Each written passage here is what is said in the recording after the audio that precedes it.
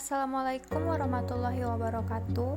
Saya Afifah Bila Khairunisa, NIM 010, akan menjelaskan tentang hipersensitivitas tipe 3. Hipersensitivitas tipe 3 atau disebut juga dengan immune complex mediated hypersensitivity karena hipersensitivitas ini dimediasi oleh kompleks imun, yaitu kompleks antara ikatan antigen dan antibodi.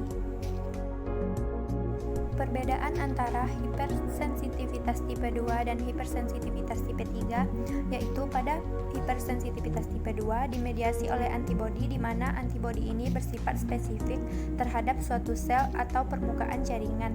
Sedangkan pada hipersensitivitas tipe 3, kerusakan jaringan dapat terjadi di semua jaringan, tergantung di jaringan mana kompleks imun tersebut terdeposit.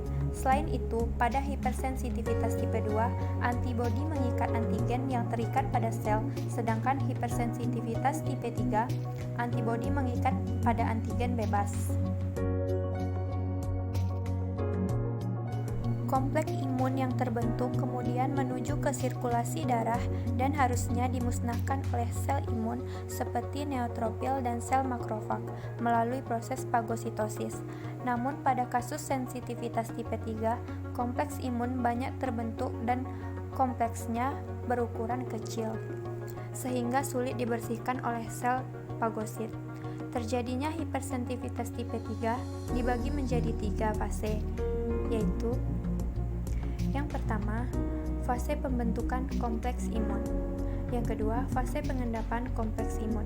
Yang ketiga, inflamasi dan cedera jaringan.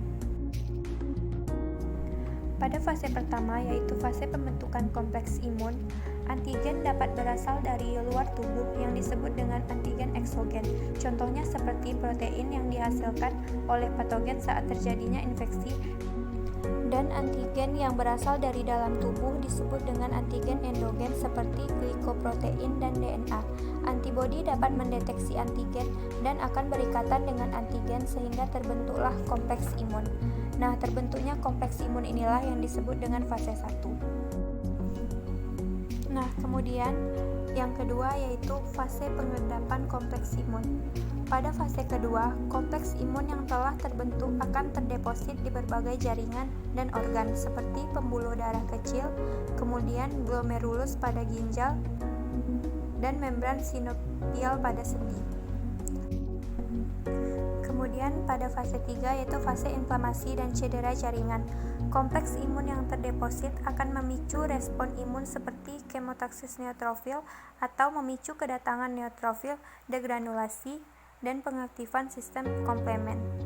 Hal ini dapat menyebabkan inflamasi yang merusak jaringan karena sistem imun tidak menyerang zat asing seperti bakteri, melainkan menyerang jaringan tubuh sendiri. Contoh terjadinya hipersensitivitas tipe 3 adalah pada penderita systemic lupus erythematosus atau SLE. Demikian penjelasan saya tentang hipersensitivitas tipe 3. Wassalamualaikum warahmatullahi wabarakatuh.